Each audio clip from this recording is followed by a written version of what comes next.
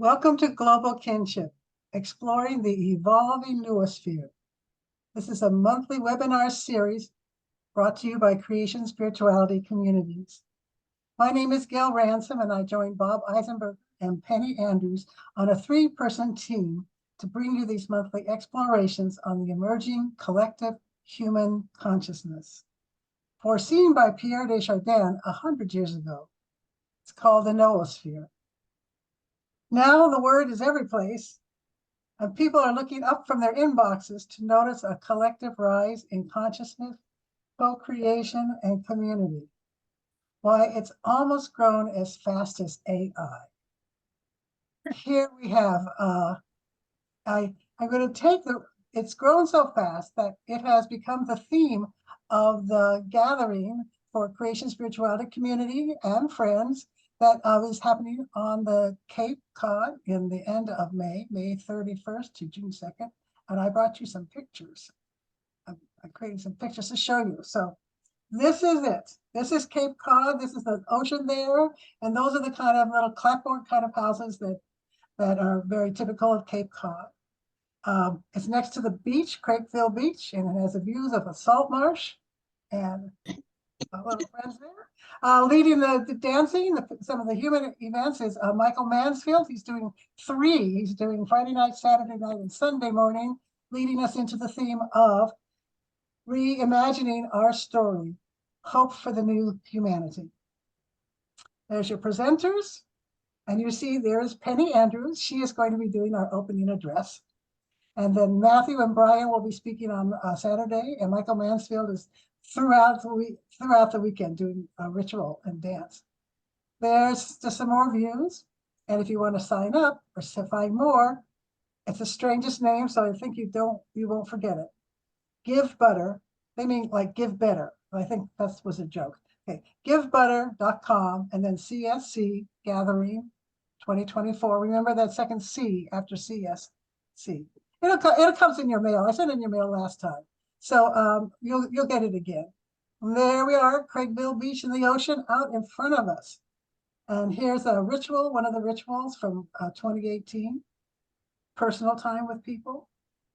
And there's our, beautiful, I didn't make it, it's beautiful, invitation for you. Come and join us, where we will be doing exactly what the work of the noosphere is to come and discern who we are on this edge of evolution, who we are and what we need to be in order to move with the universe forward. Thank you. So go to Bob now. Great. Thanks, Gail. So in case you have not been with us before, we have just a couple of requests for you. First of all is to keep yourself muted so that we can hear everyone clearly. And when it's time for questions and answers, if you would like to ask a question, please note the reactions button on your Zoom toolbar.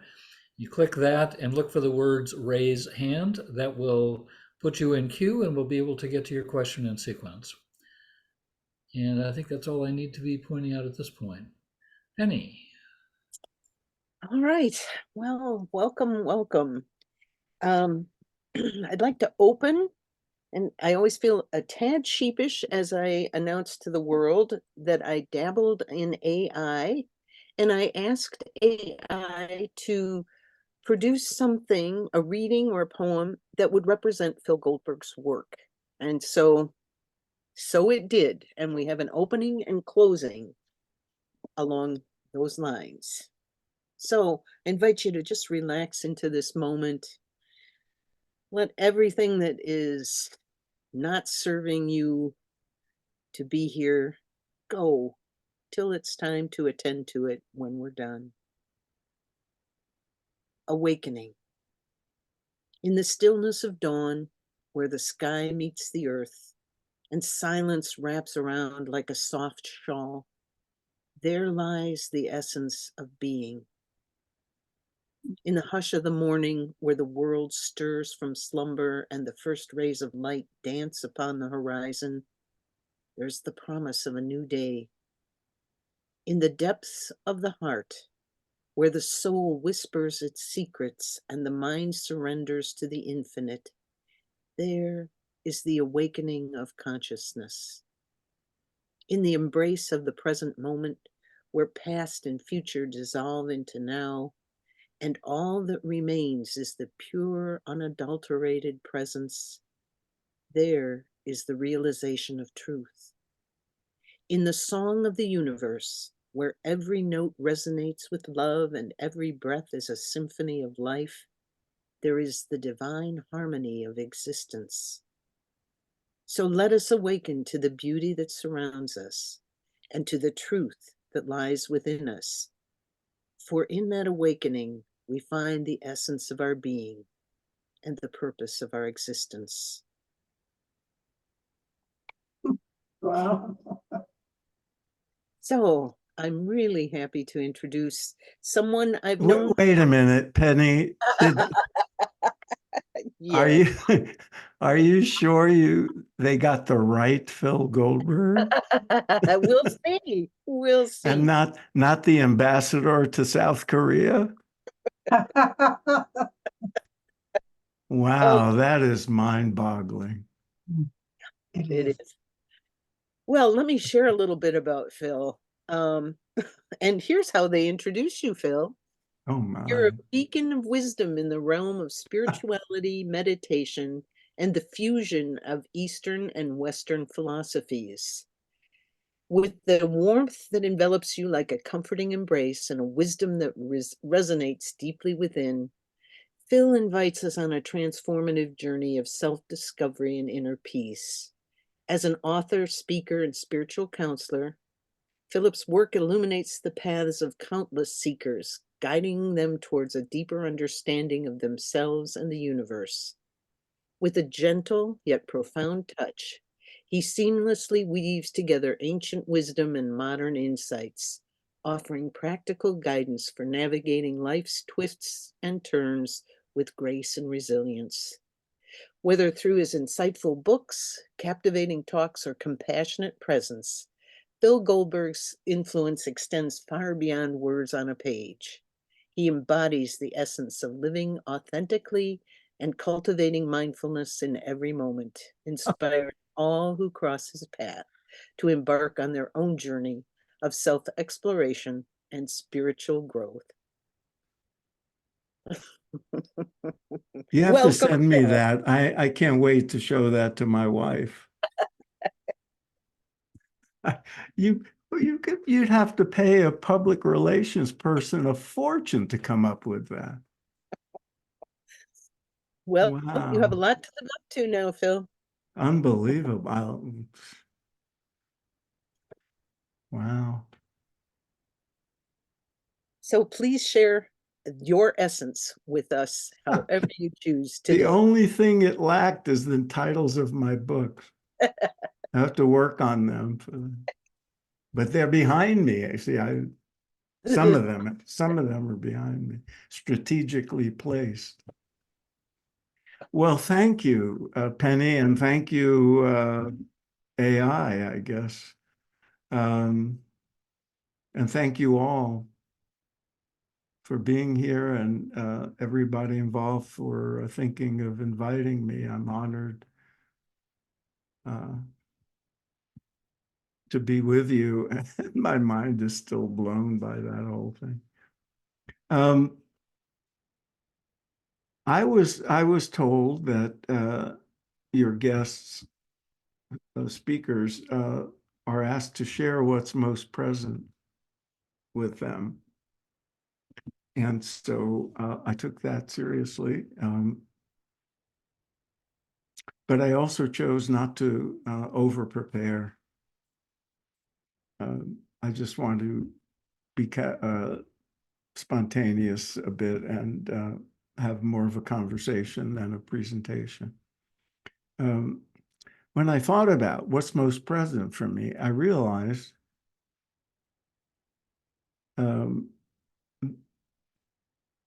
that what's most present for me lately is the same thing that was most present for me more than 50 years ago when I first embarked on my spiritual path as I'd like to say as a toddler, but as a young man. And that is kind of as the AI know-it-all suggested.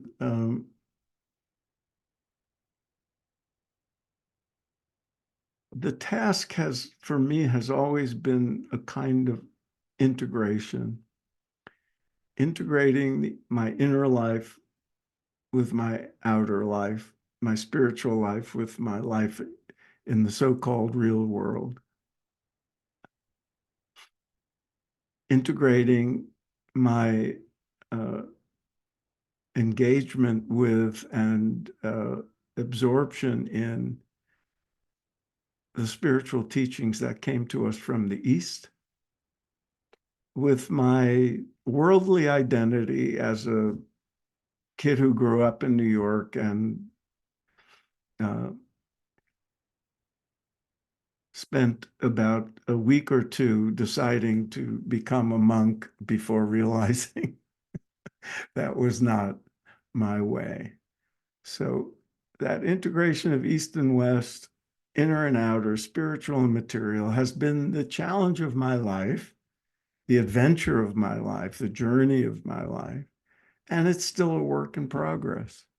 It's one that I gave up trying to perfect a long time ago. And the other piece of it is, well, I'm going to just go back in time.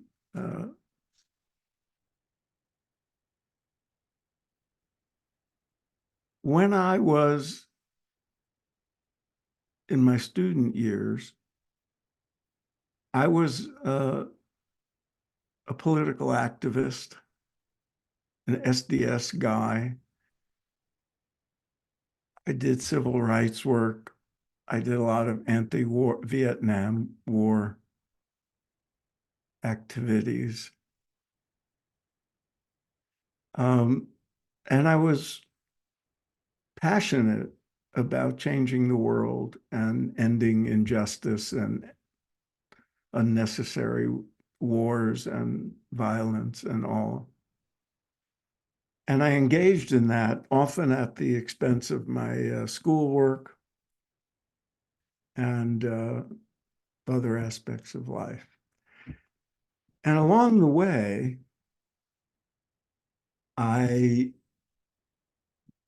also had to figure out what to do with my life and how to fit in somehow with a world that I had a lot of trouble relating to.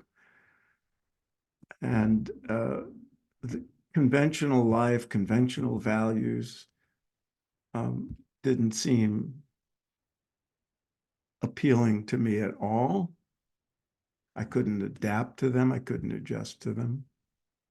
The usual things we're supposed to strive for and be drawn to didn't. I saw through them, but I didn't know how else to live. And so I was a bit of a mess personally, while still trying to, change the world. And along the way, I started getting disillusioned with the activist world and the people in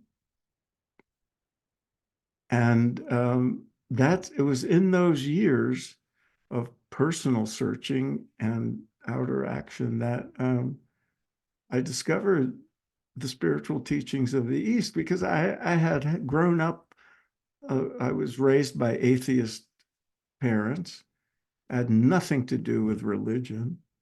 That was the opium of the people. And, but I knew there was something more to life than we were being told. And then through a series of experiences and so forth, I kind of realized there was something non-physical at play. And I was drawn to find out more. And in the milieu of the late 60s, when people were passing around books instead of links to YouTube, I was exposed to certain writings, both by important thinkers in the West, most of whose names would be familiar to you.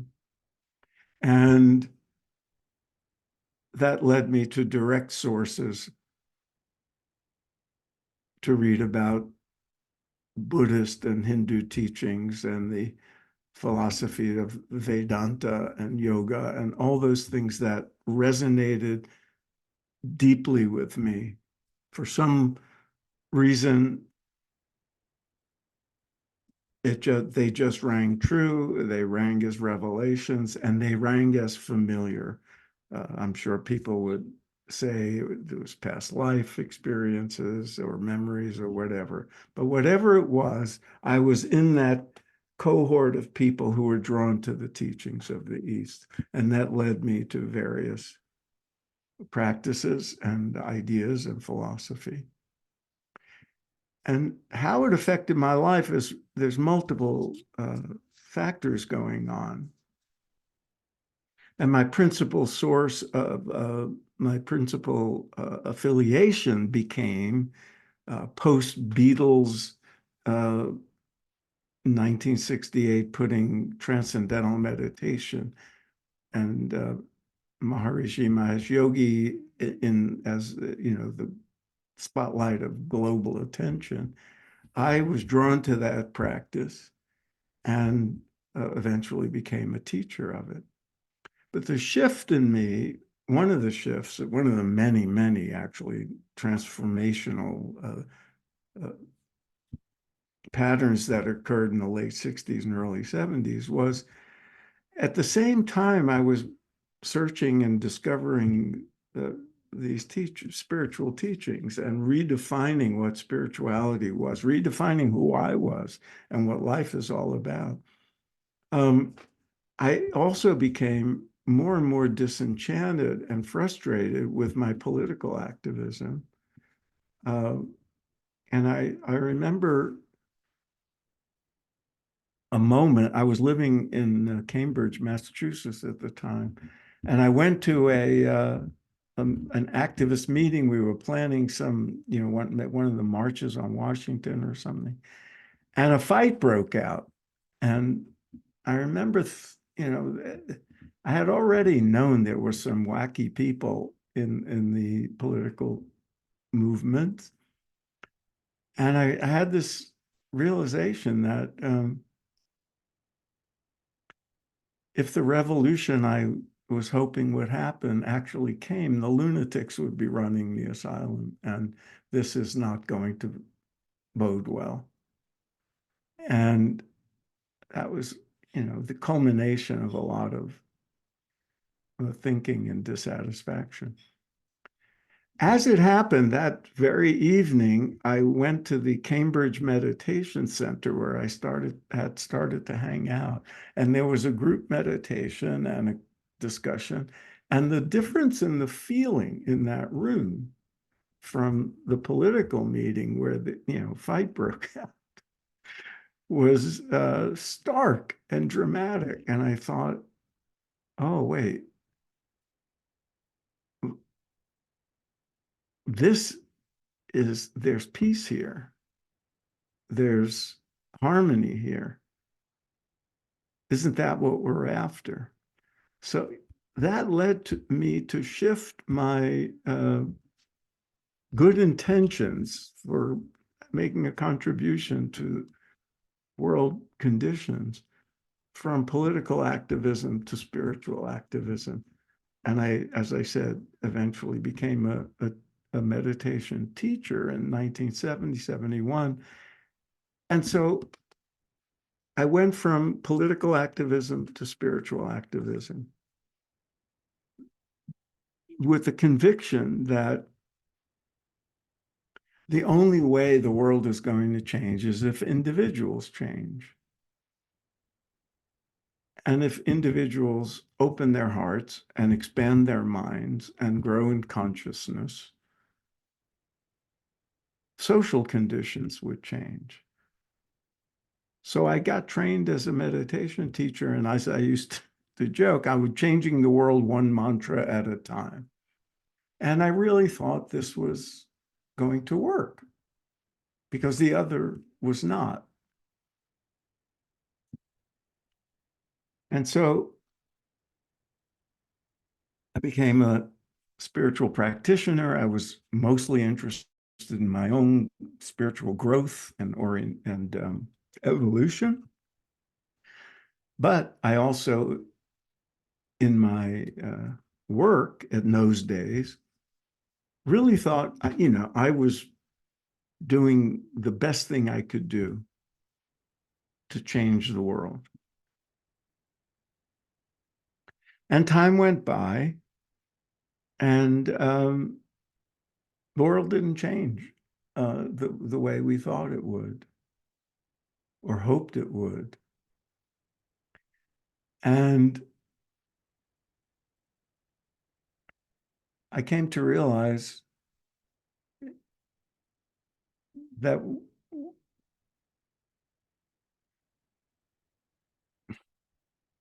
yes, it's true that the element of a transformation of consciousness, that changing people from the inside out is necessary and is the neglected ingredient in discussions of how to change things in the world. It's not sufficient. And if it is sufficient, it's a much more long-term proposition than I believed it would be. I don't know the answer. Maybe in time, that shift of consciousness will come about from the inside. But at the same time, I look out at the world and I see a lot of the same threats and dangers and sources of human suffering that were present 50, 60 years ago, only more so. So I have gone essentially, when I think of what's most present to me, what was most present to me 50 some odd years ago, as a young radical, presumptuous young man, is still present for me now as an elder. Now I'm an elder. I mean, how did that happen? But here I am. And so I ask myself what I can do to hasten the necessary changes to help prevent the worst things from happening. And I'm as disturbed by current events and news as I was in 1968 or 69. I think there are serious dangers afoot. There are people who really would like to establish an authoritarian regime. There are white supremacists and Christian nationalists, as there always was, only now they have tools of propaganda at their disposal that were undreamt of 50 years ago, and they're in positions of power. Now, I tend to hang out in spiritual circles. That's where my colleagues and friends tend to be. And I do what I can. And I'm surrounded, I'm often by people who feel very optimistic that what seem to be dangers and threats are signs of transformation, and that there's something subtle and deep and powerful developing that is leading to the kind of shift of consciousness and awareness and growth that some of us have been dreaming about and hoping for a long time. And I'd like to think that that's true. I see signs that would suggest that it is. And I know from personal experience that often dark stuff has to happen before the light comes, and that transformation is not always easy and pain-free. I get that.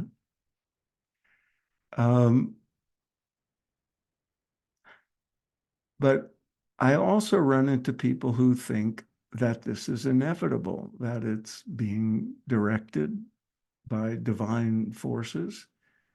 And maybe that's true, but maybe that's also naive. I don't know the answer. Maybe but the danger to me is that people think it's inevitable and that they don't have to do anything. That I am not so sure about. To the extent it is inevitable and that the plan is afoot and flawless and under the guidance of powers beyond what we can imagine. Are there things we can do nevertheless to hasten it, hasten the positive outcomes and minimize the amount of upheaval and suffering along the way? And at the same time, should we be open to the possibility that it's not inevitable and that it really depends on us and what we do and how we do it? Does the evolutionary process require our effort and our attention? And if it doesn't, can we at least, maybe it's a self-driving car, but maybe we can tweak it. Maybe we can make it better. And if so, how? And to the extent it's necessary, what do we do?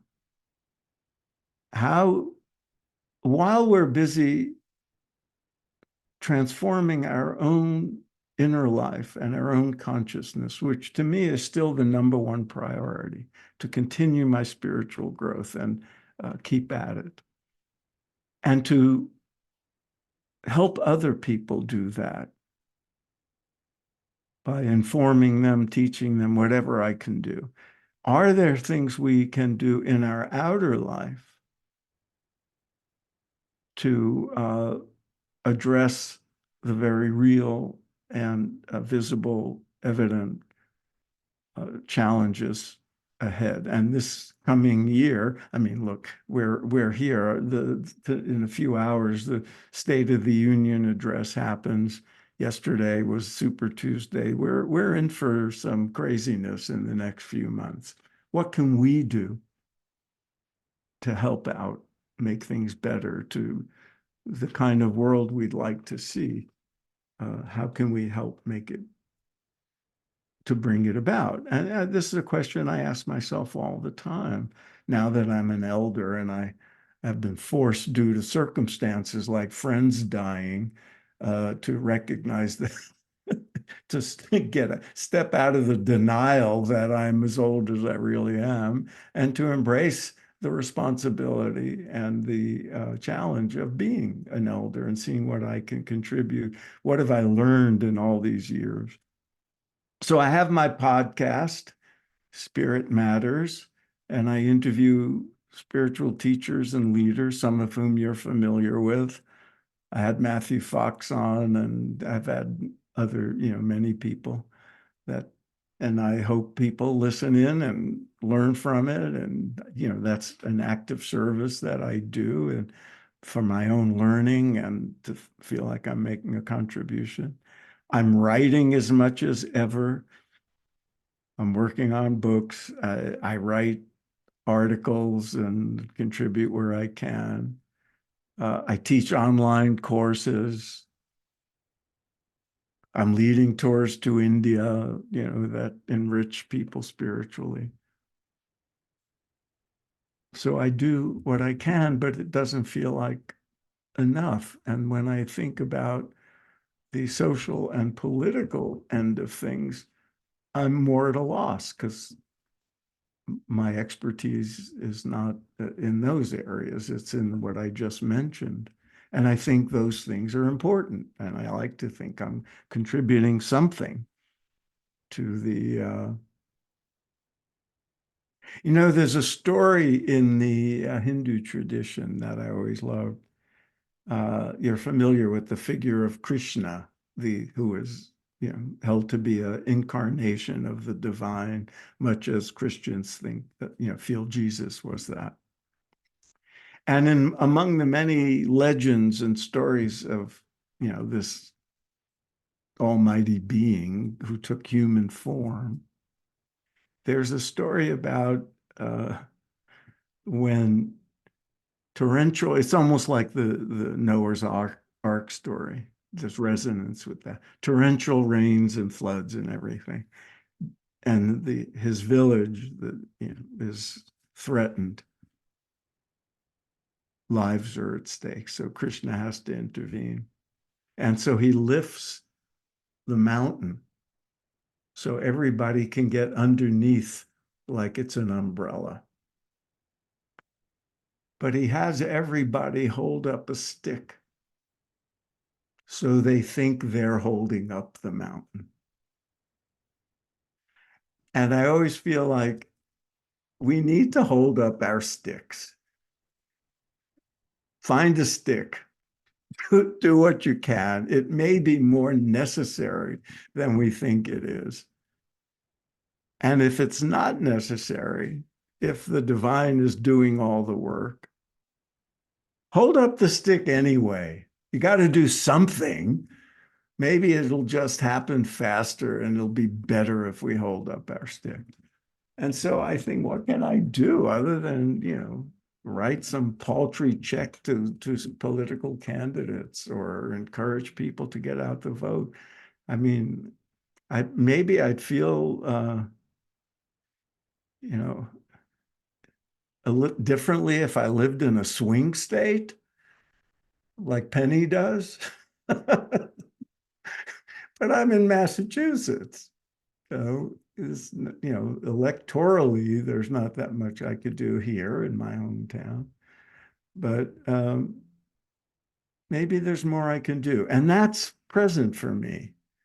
It brings me back to how I felt in 1970, thinking, well, what can I do? The world's a mess. And for many of the years in between, the world didn't seem to be in quite such a mess, so it didn't.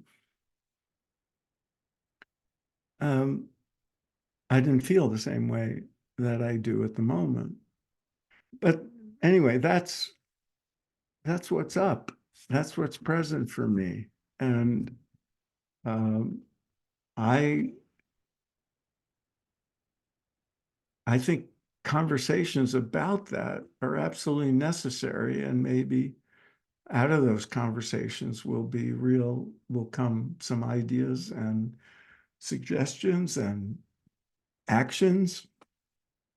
that do make a difference. And all I know is I just think those of us who are spiritually inclined and have a deep inner life, I think we're being called to bring on that platform of a deep inner life. I think we're called upon to do two things. One, to protect ourselves, protect our peace of mind and integrity and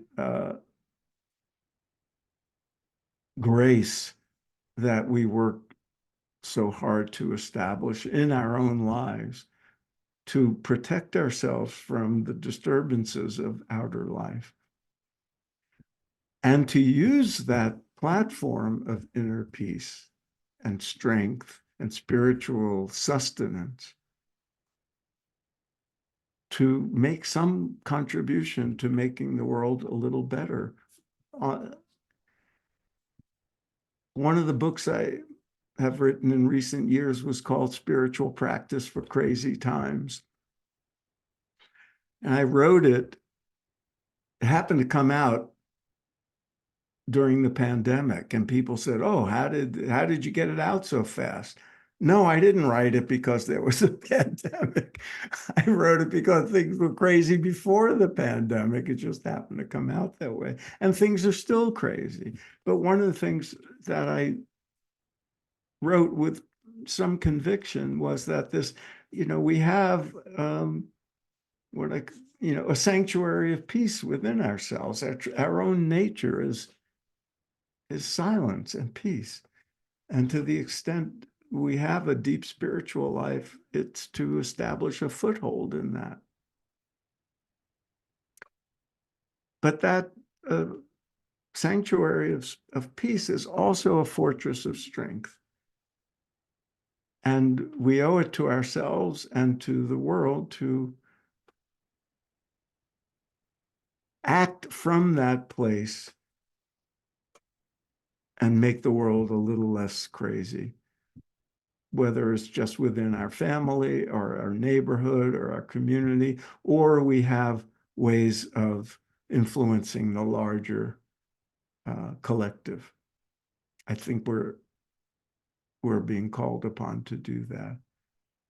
And as Buddha once said, even a small drop, the jug is filled one drop at a time. So we all need to add our drops to fill up the jug.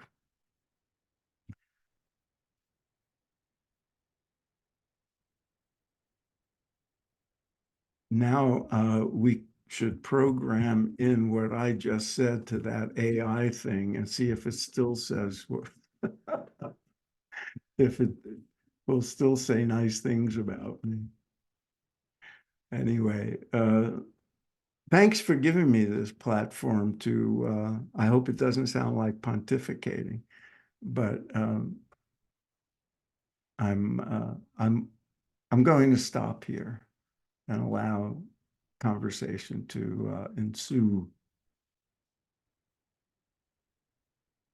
All right, thank you, Phil. So if you have a question that you'd like to pose, please go to your Zoom toolbar, click on the reactions button and the words raise hand, and we'll be able to get you in sequence. Thanks.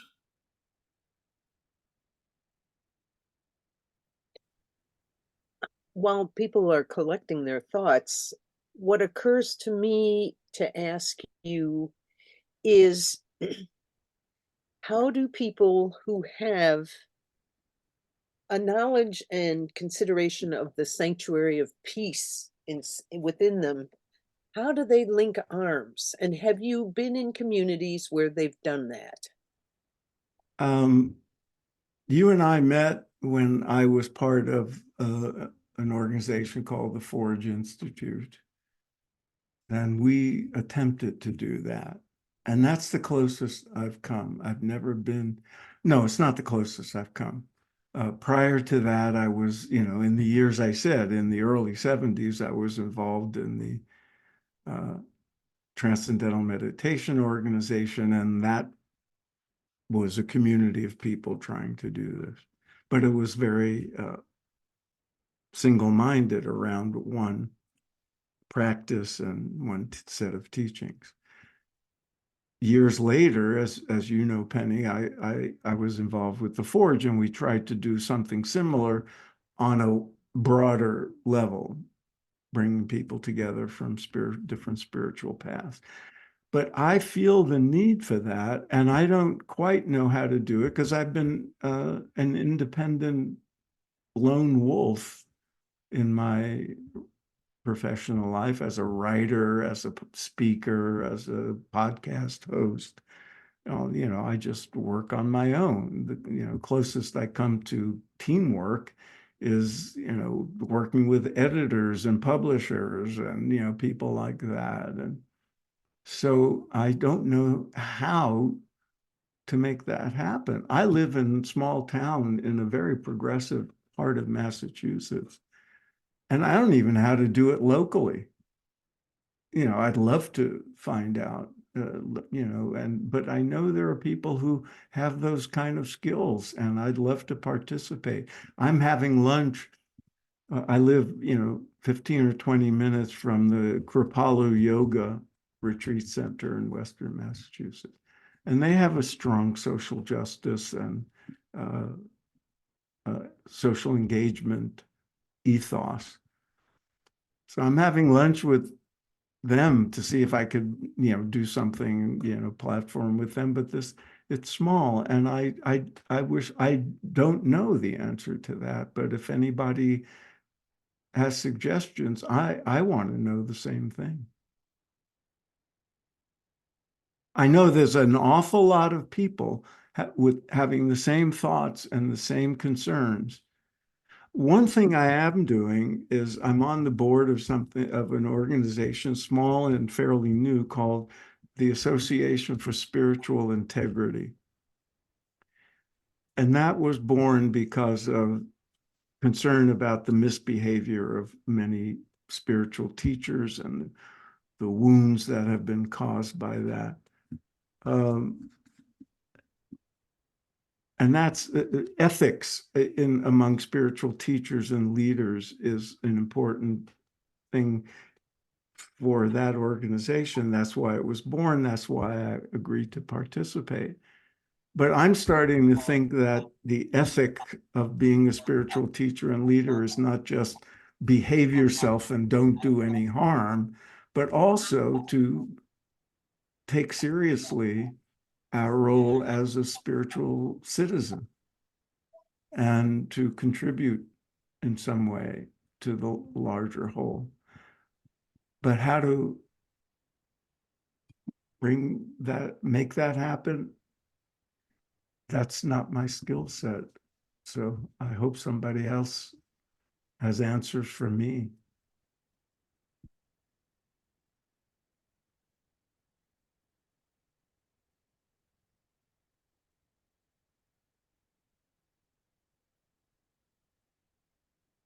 Muted.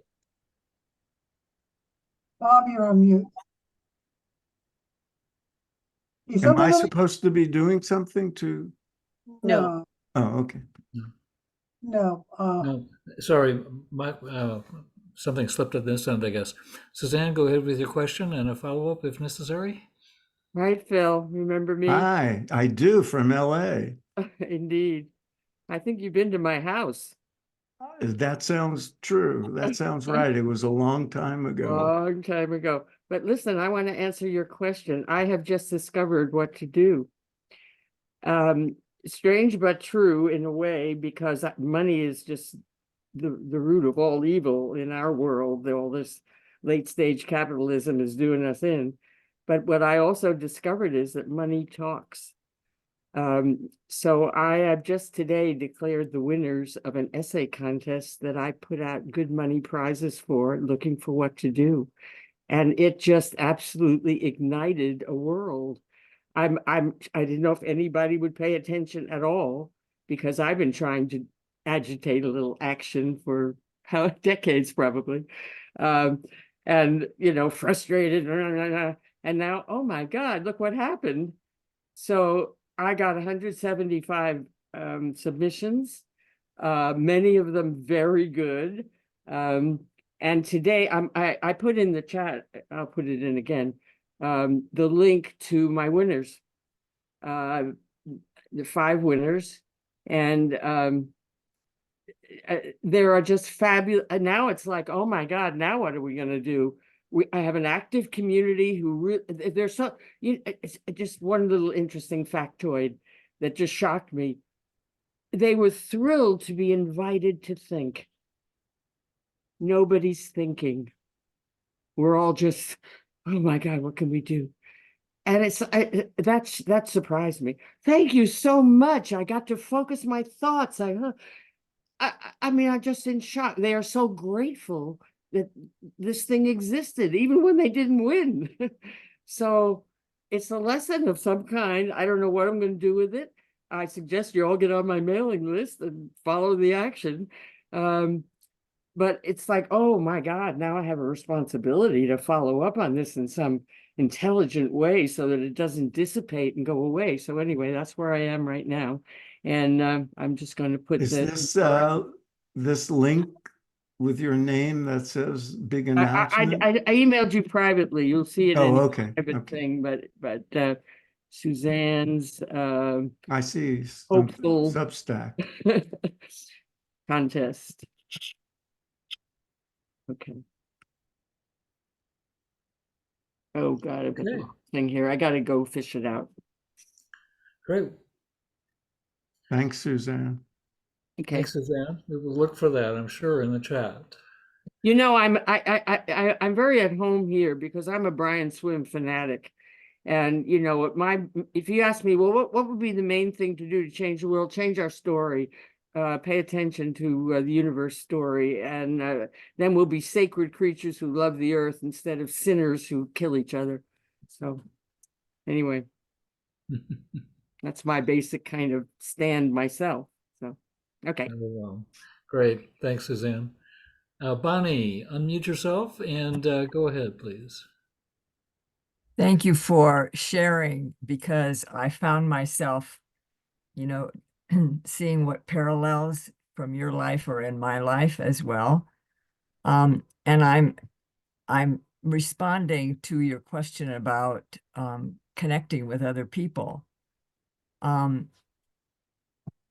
think that my experience with doing that collaboration has been a good one. I live above Boulder in Ute territory in the Rocky Mountains, but there's a bus that goes from here, takes a half-hour commute to go down to Boulder and connect with other like-minded people.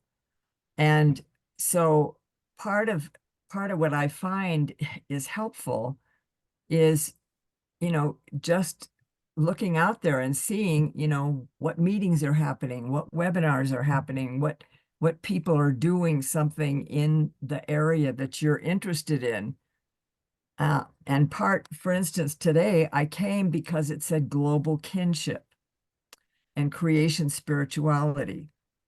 And for me, I had to shift into focusing my life on the question, what am I doing that's good for all life? And is there any, as over the years, as I've learned about things that are not good for the earth, like just the simple step in the 90s of eating organic and finding out how that's good for my body and good for the soil.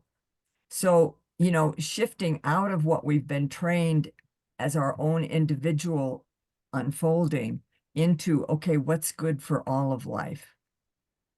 So that's one piece. And then this is a time, supposedly, when we need to be collaborating with one another. And so, the beauty is there are opportunities online. I don't drive a car. I live in the mountains. I do a lot now since COVID online, and am part of, for instance, there's a Elders Action Network.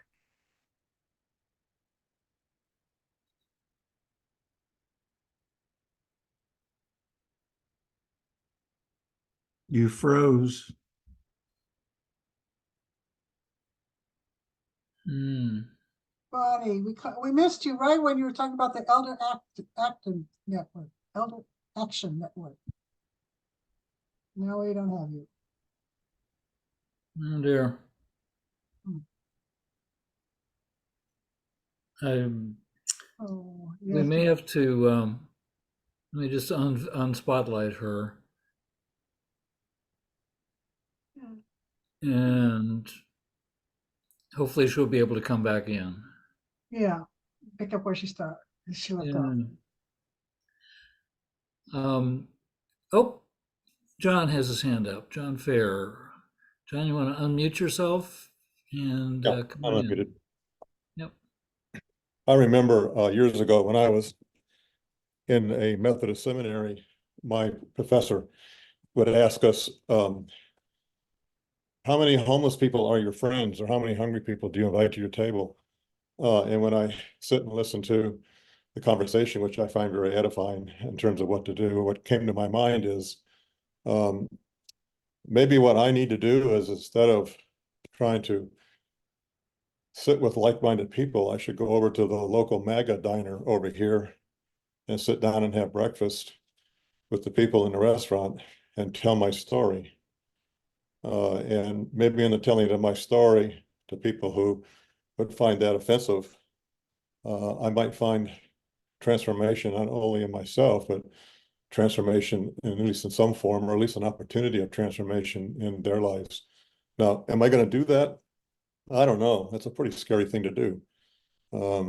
But it's my sense is that, you know,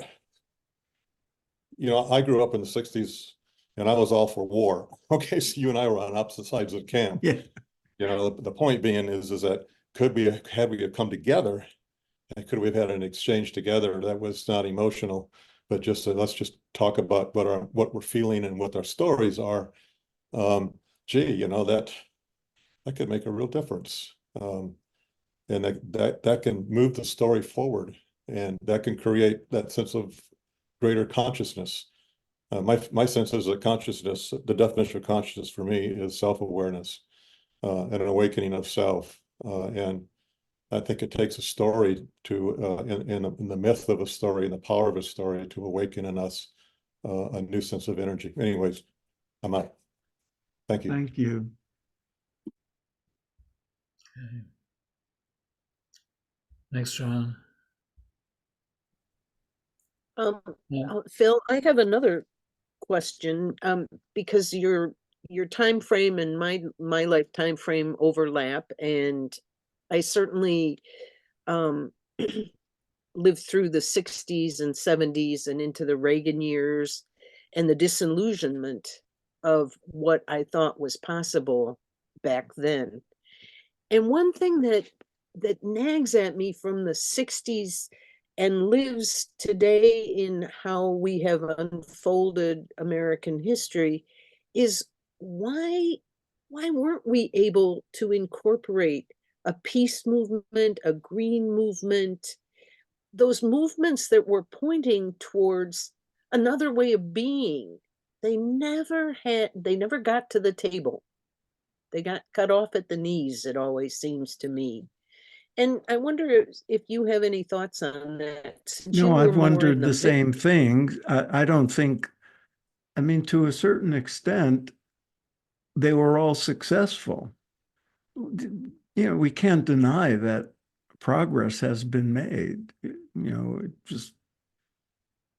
but it just, the frustration to me is not that there hasn't been progress, but that it didn't go far enough, complete enough. There's resistance, and I don't know that we knew how to break through that resistance. When I see stuff in the news now, and I hear people saying, "Oh, it's never been that way before," I start to feel very old, because I remember when it was exactly that way before. There was always resistance. There were always white supremacists. There were always racists. There were always cruel people and reactionaries. But they have more power now and more influence, it seems. I'm working on a novel that I set in 1969, so I've had to go back and read the newspapers from that era. There was a lot of bad stuff going on then, and there was, there were assassinations, there was violence, there were, all kinds of things. But we hoped that sometimes I think the people who care the most and have the most benign and peace-loving and harmonious vision of how to live life and how life should be are the same kind of people who, with rare exceptions, know how to mobilize and make things happen in the world where things make a big difference. I just saw the movie Rustin the other day, a biopic about one of the unsung heroes of the civil rights movement, Bayard Rustin. And one of the things that struck me was here was this guy who really knew how to make things happen. He was an organizational genius. History ignores him because he was not a visible character, and that was by design because he was a gay man, and they couldn't put him in the spotlight. But those are rare people who know how to organize, mobilize people, motivate people, get things done on a large scale. And I, in my experience, a lot of the best people, the most creative people, most visionary people, are the same kind of people who don't feel comfortable in big institutional settings. That's me, People, I remember, people. Back in the day, people said to me, "Why don't you do this or do that or run for office?" I said, "That's the last. I just want to be left alone and write books and do whatever I can. I don't know how to do that." So I don't know the answer to that, Penny, but it is a frustration that a whole lot of people share. But at the same time, I don't want to minimize how much progress has been made. Certainly on women's rights, racial issues, but so many areas we haven't seen the same progress. And so I don't, and look, we're so much more environmentally aware now than we were, but at the same time,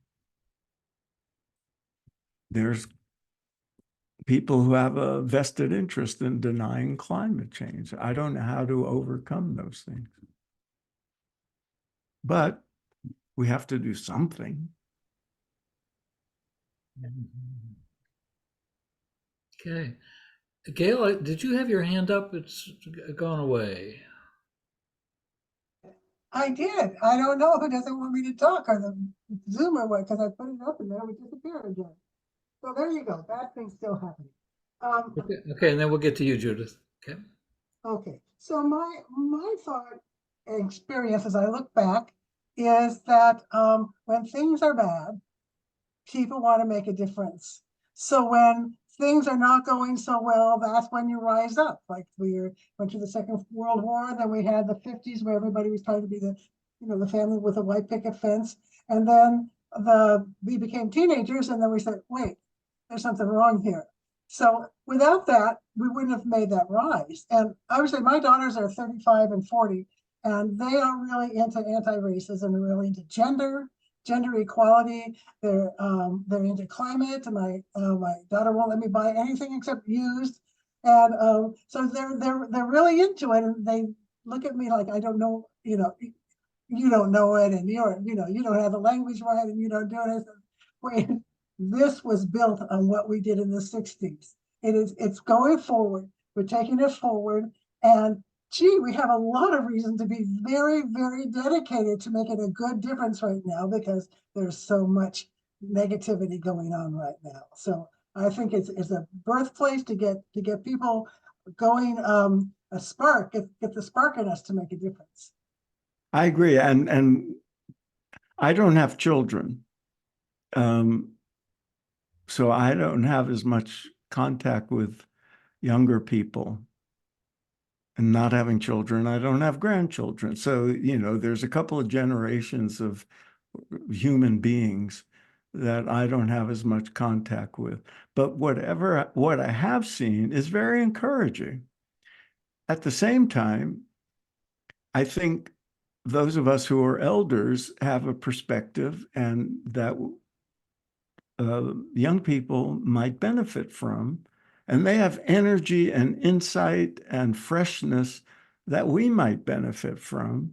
And I would love to see ways of, young people hang out with young people, old people hang out with old people. And I think bridging the age gap might be a very significant thing.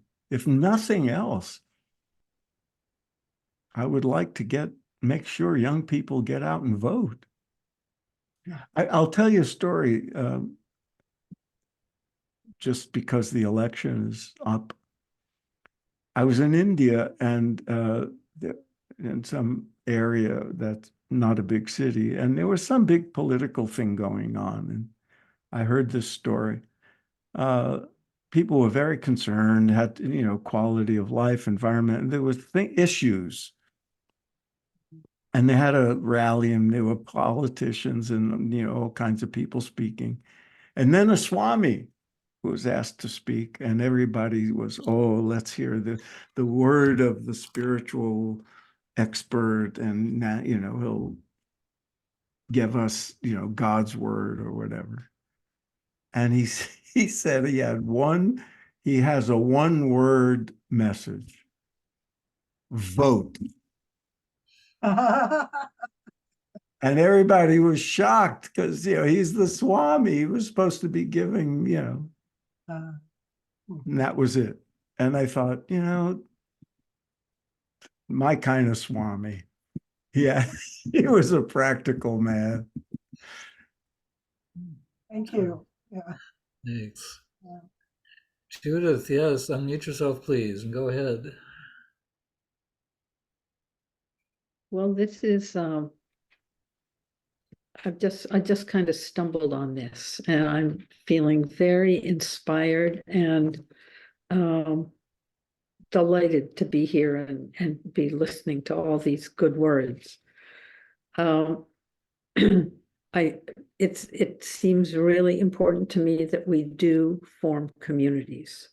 I mean, somehow communities of people, and lovely if you can do it in several generations, but to talk to each other almost about anything, but at least, what is the world we want? What do we want to create? This is such a time of transition. And I think we're all being called to ask ourselves, what kind of a world do we really want to live in? And talk about that with each other. I think just creating that energy makes a difference. I mean, I think the world is wanting that kind of energy to be being put out. And then I think I started with the idea of this poem written by Hafiz. It's called A Great Need. And it's very short, and it's long and thin. Out of a great need, we are all holding hands and climbing.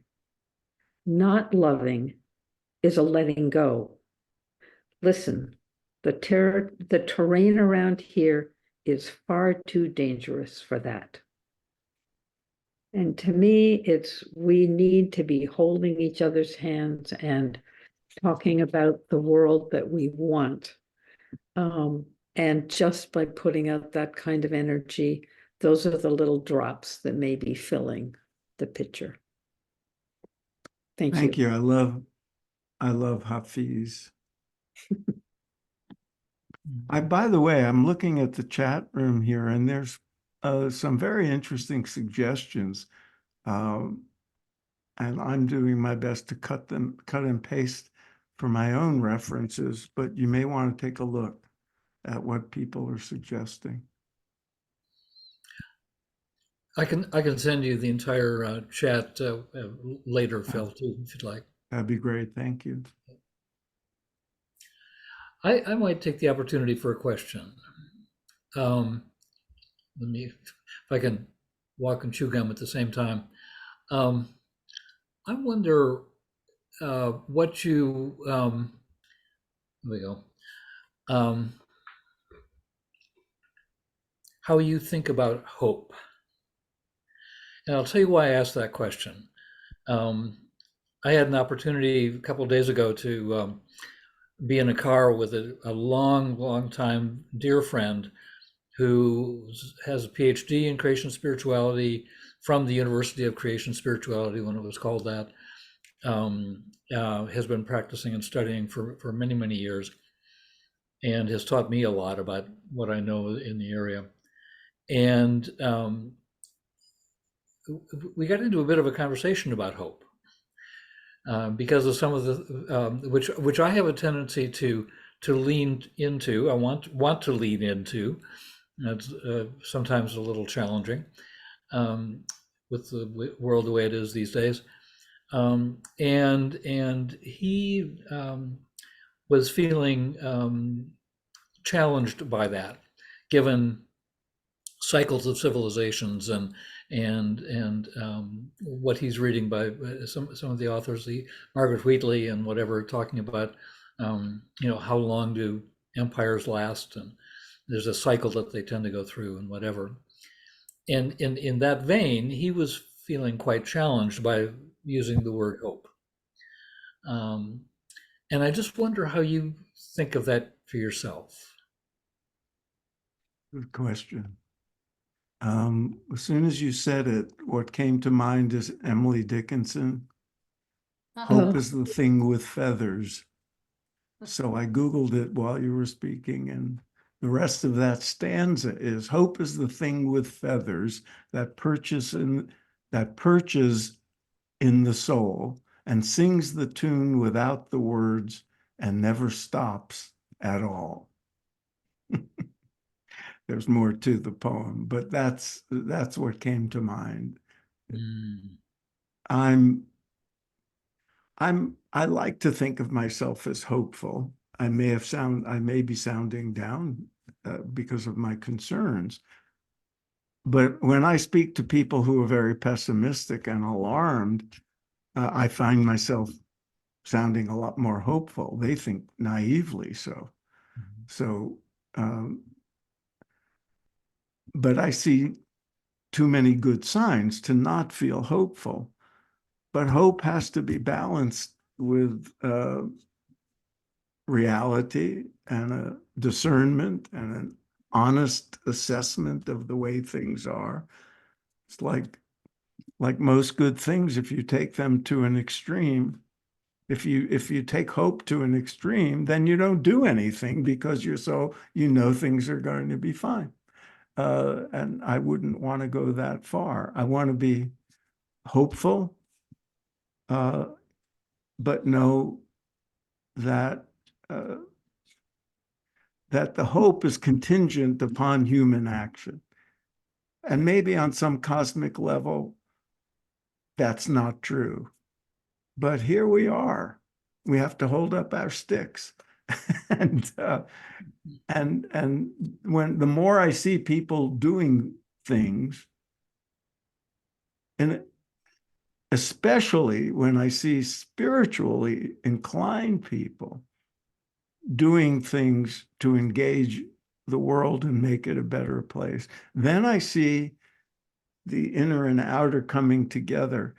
I see too many people who are spiritual who tune out, either out of self-protection or out of some kind of spiritual bypassing idealism that says, oh, this is all an illusion and God, it's all in God's hands and we don't have to do anything, which I see as a cop-out. I see too much of that, and I see too many people engaged in political activities and that have no inner life, no structure of peacefulness and compassion and love that they're bringing to the table. So I see the need for a full inner life and a life of some form of engagement, some form of service. I'd love to see more of that, but when I do, I get very hopeful.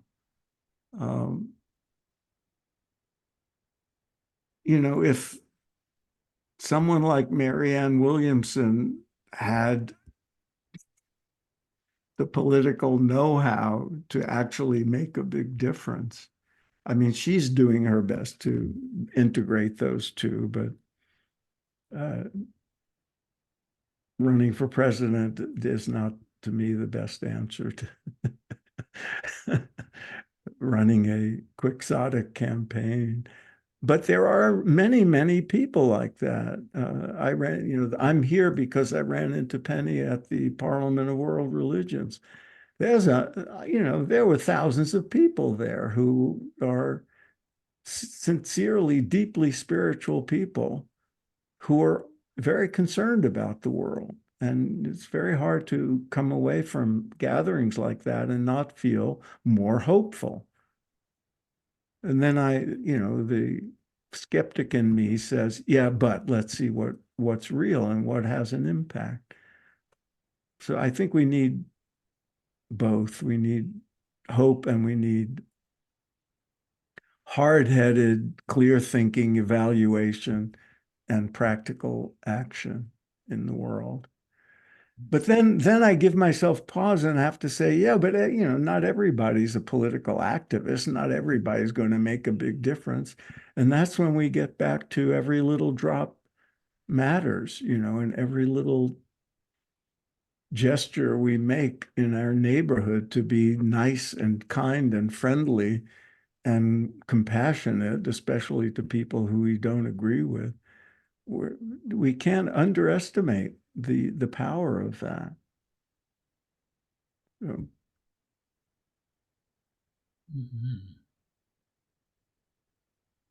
Thank you for your thoughts. I appreciate that. Yeah. Bill, I wondered if India has any examples in anything you've talked about today that you can share through your knowledge of that country at its core so spiritual. Yeah, when I first discovered these teachings that came out of India, one of the strange incongruities was what a mess India is. And why is that? And you think, well, on the one hand, these ancient teachings have held up and their expression has evolved and been modernized by very wise and brilliant people. And they've had a global impact, certainly a big impact on the West. Which, the book behind me here, American Veda, is about how those teachings all came from India and transformed American spirituality. It's real. And one of the reasons I realized that inner spirituality is not enough is going to India and seeing, despite those teachings, it fell prey to hundreds of years of colonialism and suppression by imperial powers. It didn't have the strength to resist that, unfortunately. And yet, despite all that, these teachings remain. But India has its own problems and its own political mess. So, the inner richness, first of all, isn't as pervasive in Indian life as we might think it is. They lost touch with their own spiritual traditions, and it's only now being revised in large part because people in the West have embraced them, and Indian people say, oh, maybe there's something to our traditions in the first place. So they were the richness of India's spiritual traditions was not being lived and manifest. It was there in the texts, in the ashrams, in the some people's lives. But all the outer circumstances contrived to bury a lot of it. And then people wanted material progress and economic growth and lost, didn't pay attention to their own spiritual heritage. And then, there's a lot of reasons for that. At the same time, every time I go to India, I'm reminded of, I see these beautiful people and their friendliness and their charm and love despite the poverty. So it's inspiring, but it doesn't have enough answers for us, I'm afraid. With respect to the outer circumstances of life. Okay.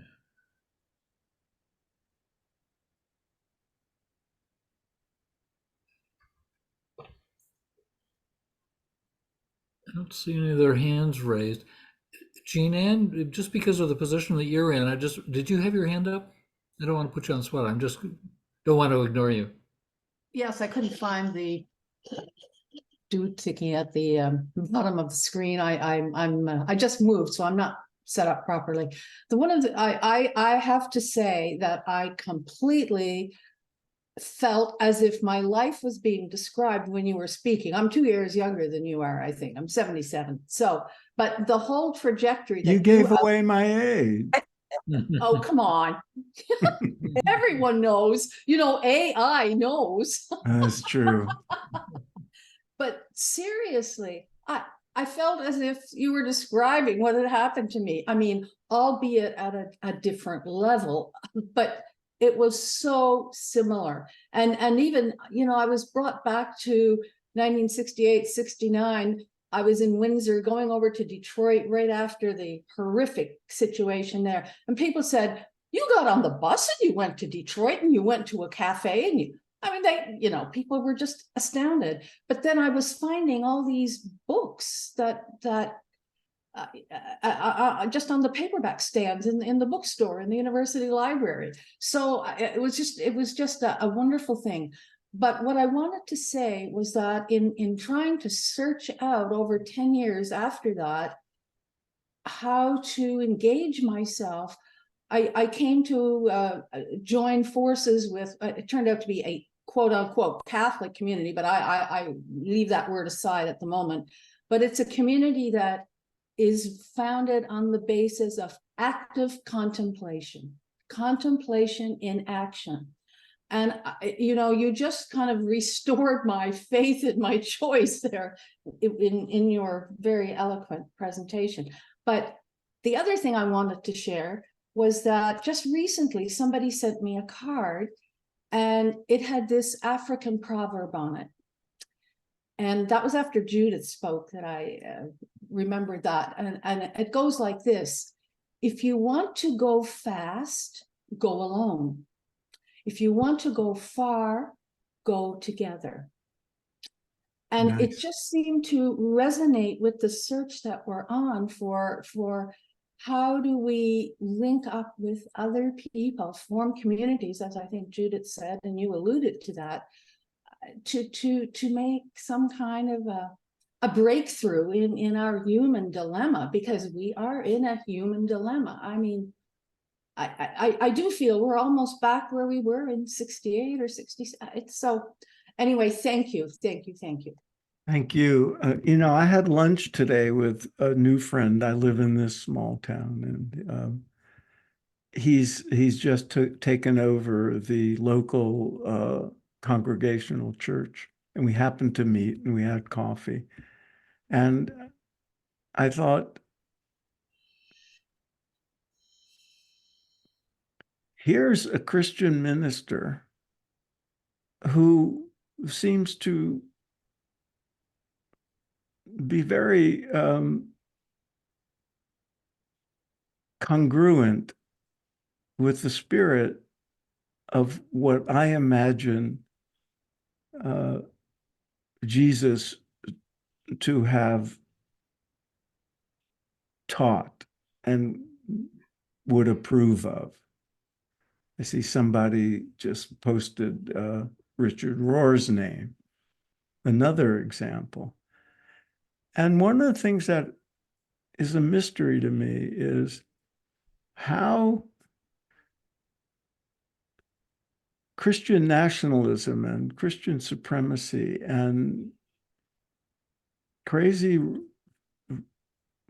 fundamentalists have co-opted Christianity. I didn't get to ask the guy I had coffee with what he thinks of that. But I find hope in people like Richard Rohr and the other people who are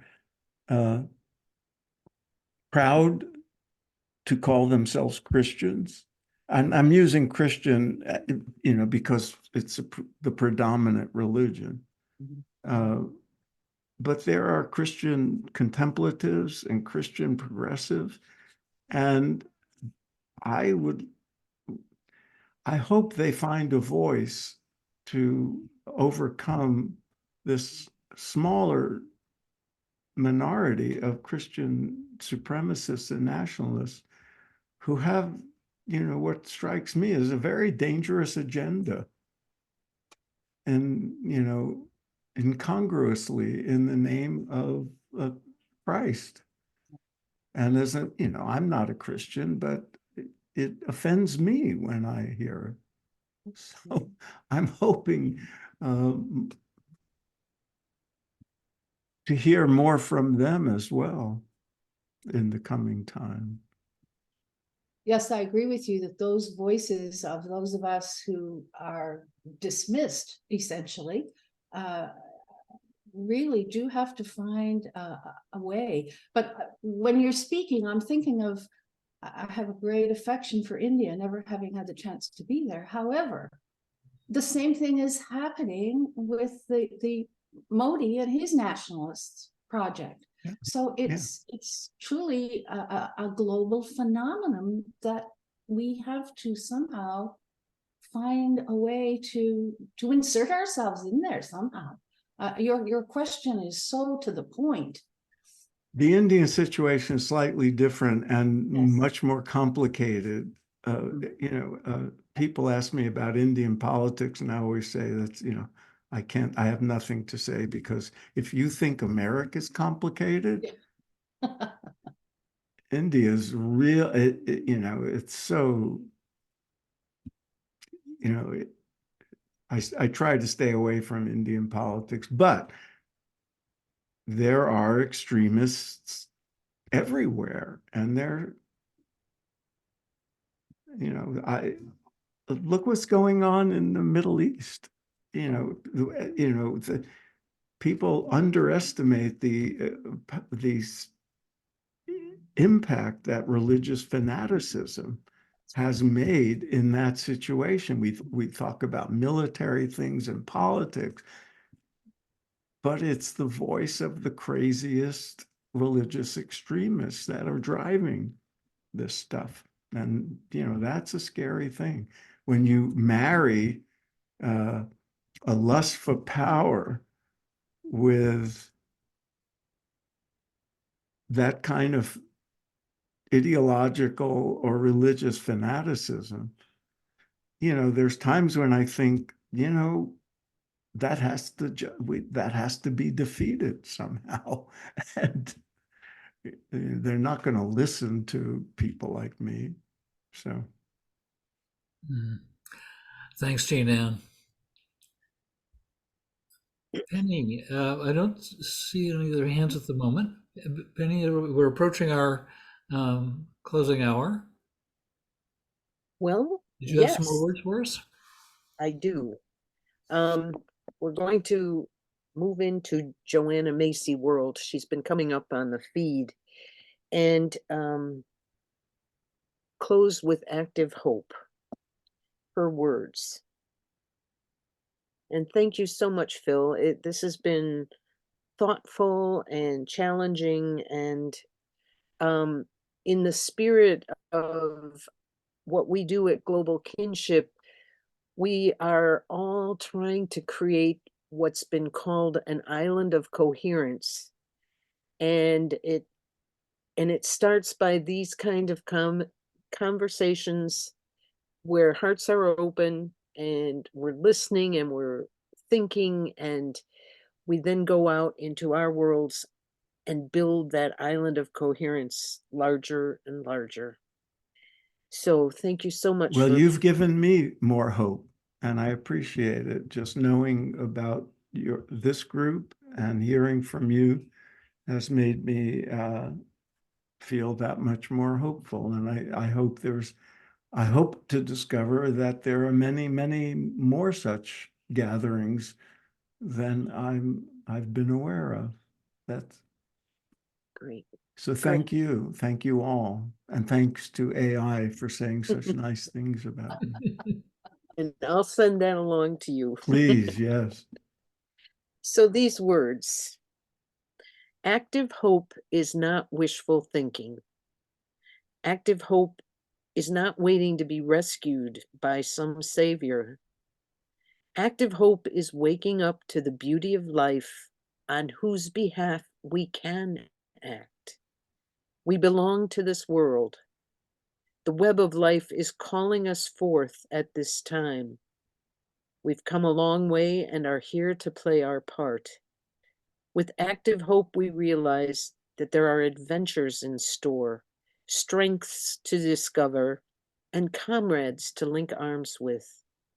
Active hope is a readiness to discover the strengths in ourselves and in others, a readiness to discover the reasons for hope and the occasions for love, a readiness to discover the size and strength of our hearts, our quickness of mind, our steadiness of purpose, our own authority, our love for life, the liveliness of our curiosity, the unsuspected deep well of patience and diligence, the keenness of our senses, and our capacity to lead.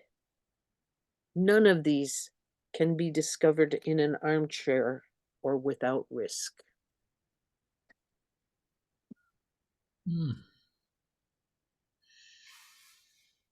So thank you all for joining us. And next month we will have Lauren Van Ham from the United Religions, and the work being done globally for regenerative land and earth. So till next time, Phil. Thank you all. Thank you. Thank you. Thank you. Thank you. Thank you.